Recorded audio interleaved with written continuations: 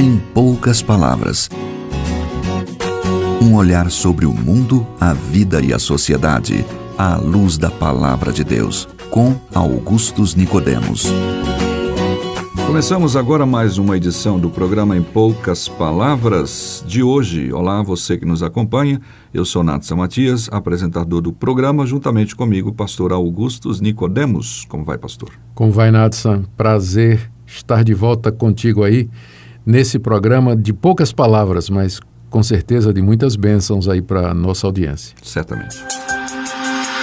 A crença na reencarnação toma conta de muitas pessoas, inclusive daquelas que pertencem a religiões onde a reencarnação não é defendida.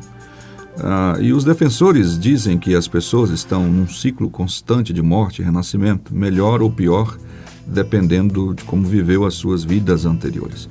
Muitos acham que é por isso que determinadas pessoas nascem com defeitos físicos, como uma espécie de período de purificação por conta de uma vida anterior não muito nobre, e assim o ciclo vai se repetindo pela eternidade. Por que os evangélicos rejeitam essa doutrina? Reencarnação é o tema do programa de hoje. Pastor Augustus, de onde surgiu essa doutrina? E o que a Bíblia diz sobre a base, né, da reencarnação, que consiste nesse ciclo de autopunição ou melhoria da existência do ser humano? Natsa, a ideia da reencarnação é muito antiga. Heródoto, que era um historiador grego, atribuía aos egípcios a ideia. E você vai encontrar o conceito de reencarnação presente em muitos sistemas filosóficos, religiões orientais, religiões da Nova Era, alguns ramos do cristianismo. A ideia é muito antiga. Ela basicamente diz que depois da morte, a alma ou o espírito sobrevive no todo ou em parte e vai procurar materializar-se outra vez. Em alguns casos, essa materialização é imediata, né? Ela pula de um corpo morto para um corpo vivo.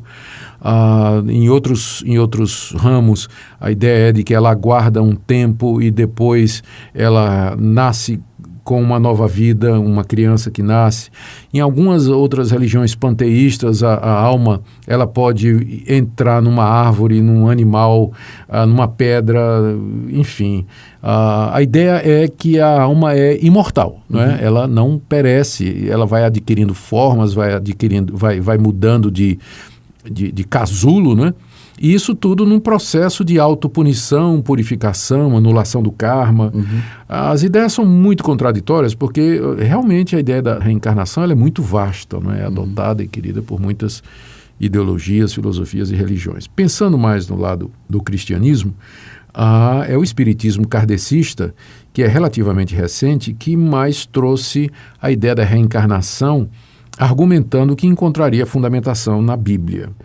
Eles dizem que nos primeiros 6 séculos do cristianismo, os pais da igreja, especialmente Orígenes, falavam a respeito da reencarnação. E que foi somente depois de um determinado concílio, no século VI, que a reencarnação passou a ser banida como uma doutrina herética. Agora, só que não tem comprovação histórica para isso. Os teólogos cristãos, os apologetas cristãos, eles insistem que na documentação dos concílios, nos registros dos pais da igreja, sempre a doutrina da reencarnação é vista como sendo uma coisa herética.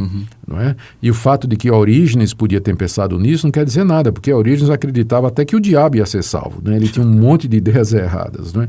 Então, o fato de que um pai da igreja pensava dessa forma não quer dizer que essa forma está correta. Os pais da igreja cometeram erros, não é? Quem não cometeu erro foram os escritores da Bíblia, mas os que vieram depois, certamente, né, cometeram os seus erros. Bom, mas geralmente são os espíritas que vão para a Bíblia para encontrar fundamento para a doutrina do espiritismo. Tem várias passagens que eles querem usar para justificar a ideia de que depois da morte a pessoa volta com outro corpo.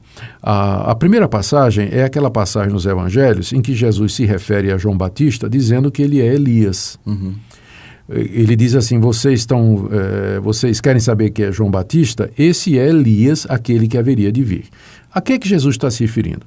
No final do livro do profeta Malaquias, que é o último livro do Antigo Testamento, tem uma profecia dizendo assim, eis que eu vos enviarei Elias, antes que venha o grande e temível dia do Senhor.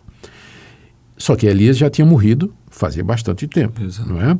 Mas agora tinha uma profecia dizendo que Elias haveria de voltar. quando João Batista aparece pregando o evangelho, e isso está lá nos 4 evangelhos, não é? Então, Jesus se refere a ele dizendo que ele é o cumprimento daquela promessa, de que aquela profecia de que Elias haveria de voltar antes do grande e temível dia do Senhor estava se cumprindo no ministério de João Batista. Aí os espíritos estão dizendo, então, que João Batista é a reencarnação de Elias. Isso não pode ser por 2 motivos. Primeiro, Elias não morreu. Começa por aí. De acordo com o registro do Antigo Testamento, Elias foi levado aos céus numa carruagem de fogo, ou, aliás, num redemoinho. Né? A carruagem de fogo separou Elias de Eliseu e Elias sobe num redemoinho ao céu.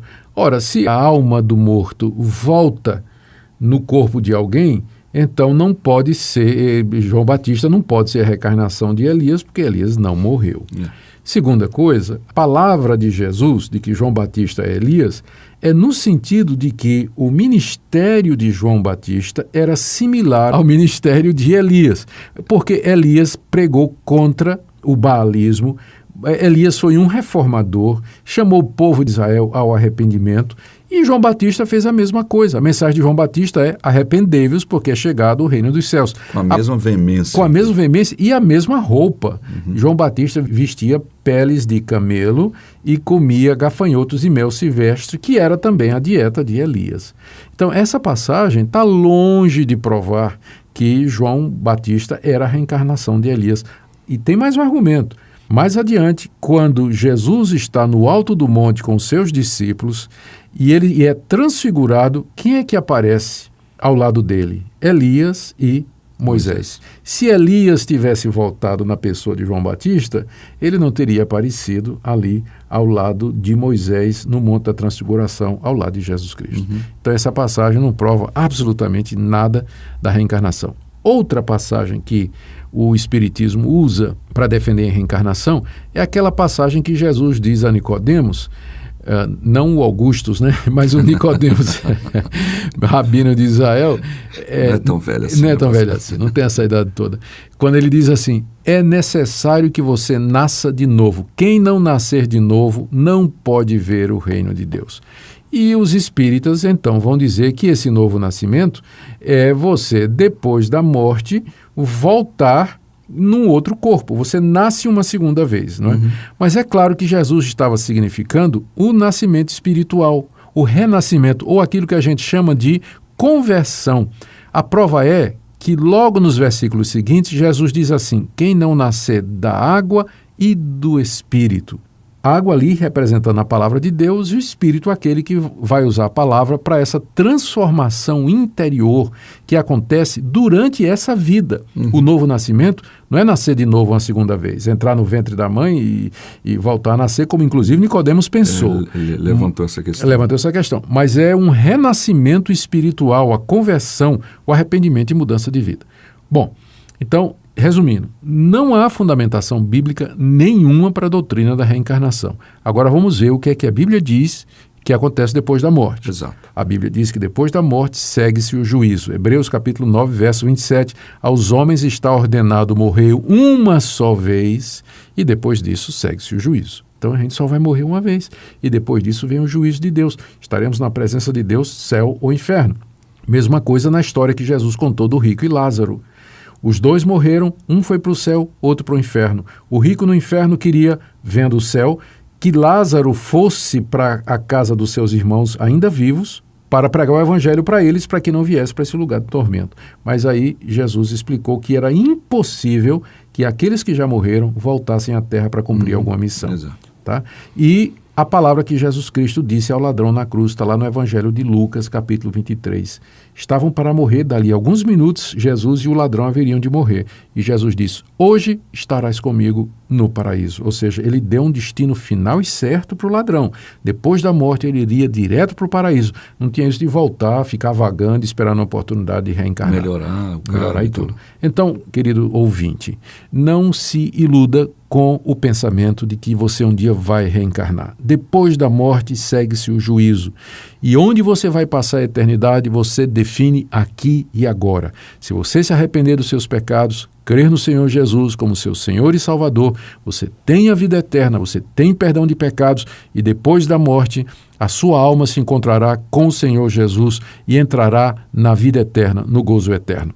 Mas se você recusa Cristo como seu Salvador e insiste em viver nos seus pecados, o que lhe aguarda é o pagamento dos seus pecados com sofrimento eterno depois da morte, aquilo que a Bíblia chama de inferno. Não fique iludido com essa história de reencarnação. É aqui e agora, creia no Senhor Jesus e você será salvo. Em poucas palavras está aí a nossa resposta sobre esse tema, reencarnação. Vamos ouvir uma música e daqui a pouquinho a gente volta. Eu preciso encontrar outro caminho, outra vida levar.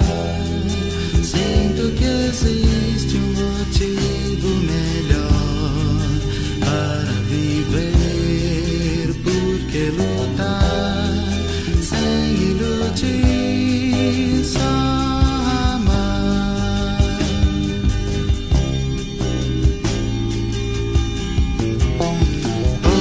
Falar por aí sobre Deus e que nas trevas a luz Ele traz e satisfaz suas vidas também.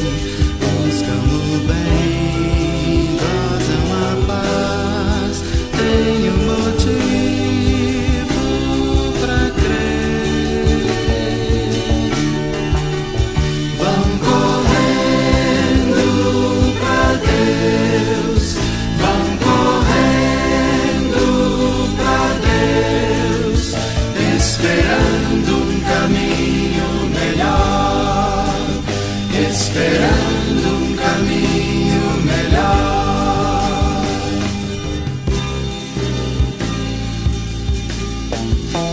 Se realmente é verdade que eu vi, são tantas coisas eu posso sentir que vão encher o vazio de mim. Nova canção quero cantar, quero esse amor abraçar.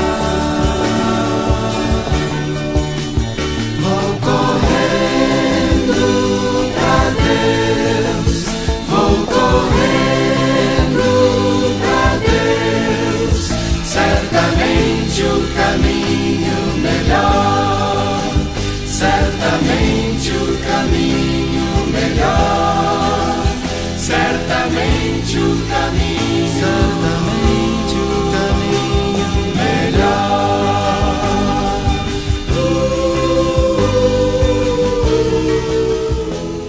Chegamos ao final de mais uma edição com um imenso prazer de poder contar com a sua audiência em todos os nossos programas. Temos agora um WhatsApp, além do e-mail em poucaspalavras@terra.com.br, e você pode mandar a sua mensagem para o WhatsApp no seguinte telefone: 62 81 17 29 86, tá bom? Aguardamos a sua mensagem. Mais uma vez, obrigado pela sua audiência. Muito obrigado, querido ouvinte, pela sua audiência. Deus o abençoe.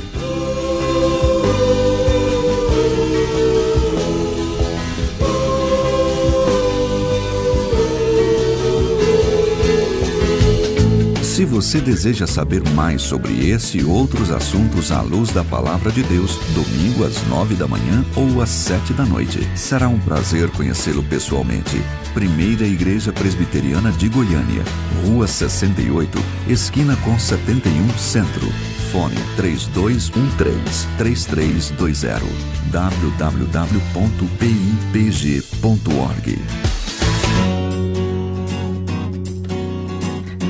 Em poucas palavras, um olhar sobre o mundo, a vida e a sociedade, à luz da Palavra de Deus. Apresentação: Nadson Matias. Comentário: Augustus Nicodemos. Um programa da Primeira Igreja Presbiteriana de Goiânia, Rua 68, esquina com 71 Centro. Visite o nosso site www.pipg.org.